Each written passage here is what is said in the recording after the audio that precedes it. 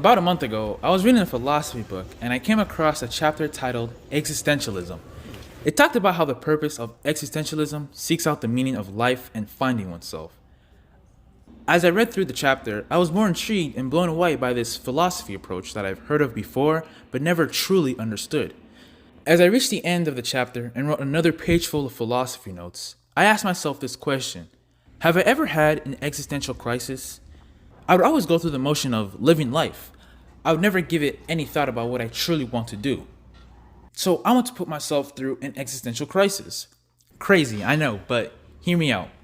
Existentialism is a philosophical theory that says humans were thrown into the universe and everything about us, the world, and the universe is meaningless. Sounds like nihilism, I know, but there's more to the definition. Yes, the universe we are living in is meaningless, and so are we. But as human beings, we can choose to give it meaning. We have the full choice and free will to determine our purpose and our values.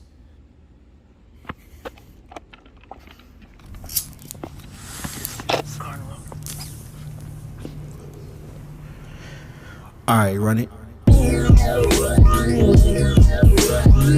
Now, we all heard the question, what is the meaning of life? Or what is the purpose of life? And as expected, we don't know what the answer is. As stated in the introduction, I never gave any thought to those questions because I just live life. I wake up every day, go to school, hang out with my boys, work out the gym, and go to sleep. It's always been like that, a repetitive cycle since the start of high school. But I did thought about the cycle that a large majority of adults go through.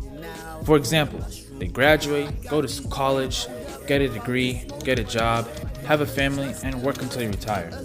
I don't know about y'all, but I don't want to live that way. That's called social conformity.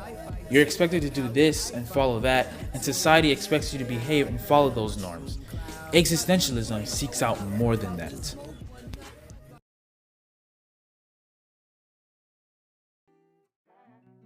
The first philosopher to be identified as an existentialist was Jean-Paul Sartre. I'm aware that many will say it was Soren Kierkegaard, but as I'm currently reading from this script, I know more about Jean-Paul Sartre than Kierkegaard. Jean-Paul Sartre said that what all existentialists have in common is that they believe that existence precedes essence. What does he mean by that?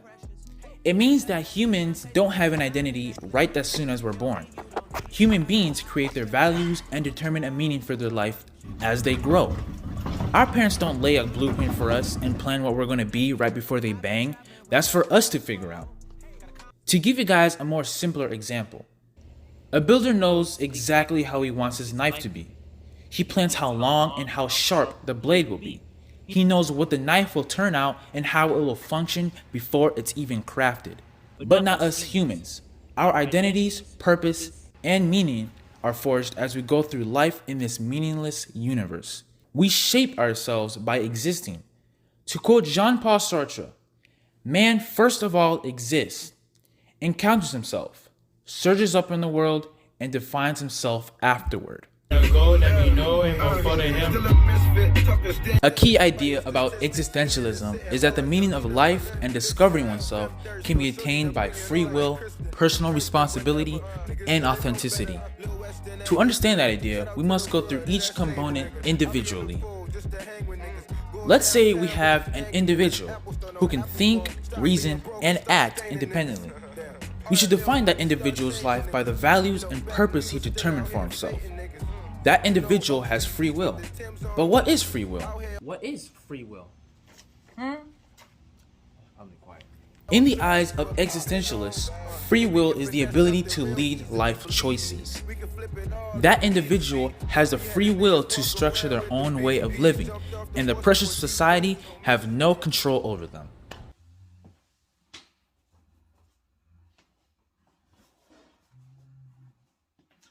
Same old body with the steez. In a baked outfit, got a shark on the hood of my top and the ape on my tee. Been a minute since I linked with the bro, said link. Personal choices are unique to every individual and are based on outlook, beliefs, and experiences, not external forces or society. Based on those choices that the individual make, they begin to discover who they are and what they're meant to do. That's where personal responsibility comes in. It's entirely up to the individual to make their own decision, and the consequences and outcomes of their decisions are solely on them and no one else. The same choices we make in life determine our nature.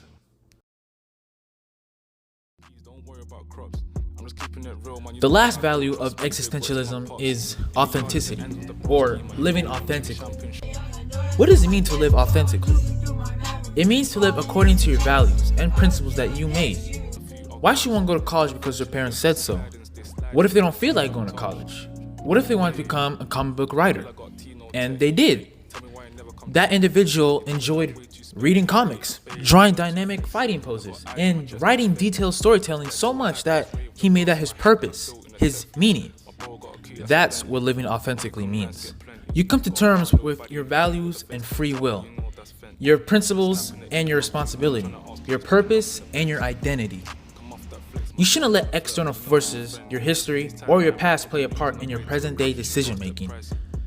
Let's say, for example, the individual does want to go to college to earn a degree in computer science, but also faced with the decision of not going to college to become a film photographer. Most people will say, go to college to earn that computer science degree to make good money. Others will say, follow your passion of becoming a film photographer. It may not bring you a lot of money, but it will bring you a lot of joy. Whatever the choice that individual makes, it is the most authentic one. Why? Because whatever choice he made is a choice that was close to his values.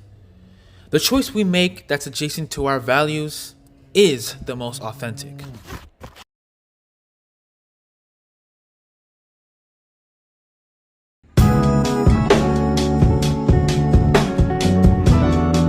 Returning to the first paragraph, quote, existence precedes essence.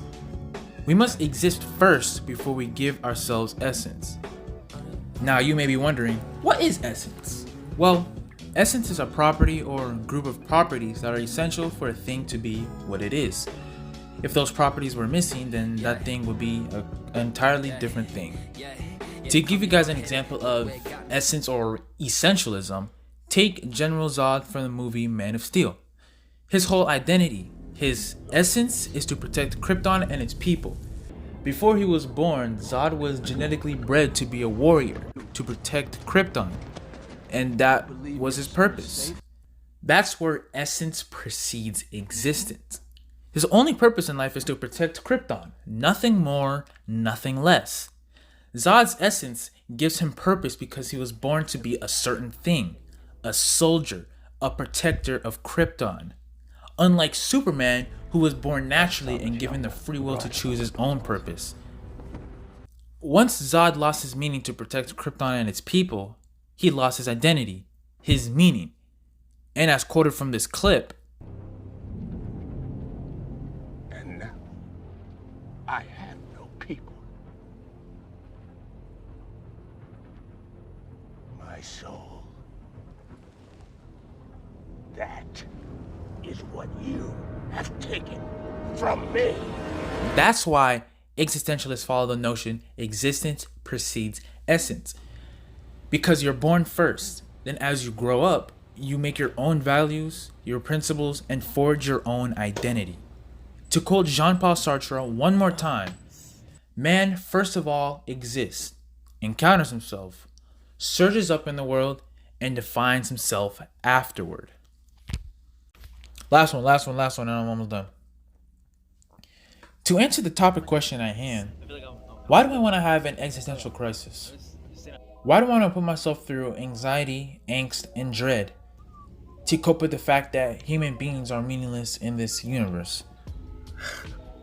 It's not because of that, really. Crazy. I want to see if my views about myself, the world, and the universe would change. How I perceive them, how I look at them. I want to analyze, not just see, but I want to analyze if my principles, values, and beliefs change about myself. Perhaps self-reflection and journaling aren't enough. Perhaps a reevaluation of our lives is needed to see if we're living authentically, to see if we're living true to ourselves. It will be a chance to be in touch with our values, meaning, and purpose if we have one, and determine what we want to do with our lives, what we want to do and why. We shouldn't like let nobody talk us down, like, even though that's like some cliche shit, but truth be told, you shouldn't let nobody talk you down. If you want to do something, if you want to be something, and you feel like it's the most authentic self, go for it. Don't let nobody talk you down, bro. That shit's just so negative. You got a lot of negative people. Like, there's just, everyone's just negative. They're pessimistic. They're pessimistic about your goals. They're pessimistic about what you want to do with your life, and say, why you want to major in this? Why you want to major in that if you're not gonna get a job? Like, come on, bro. Really? Anyways, I'm getting sidetracked. I don't know how I'll put myself into an existential crisis, but when it comes, I will be ready for it.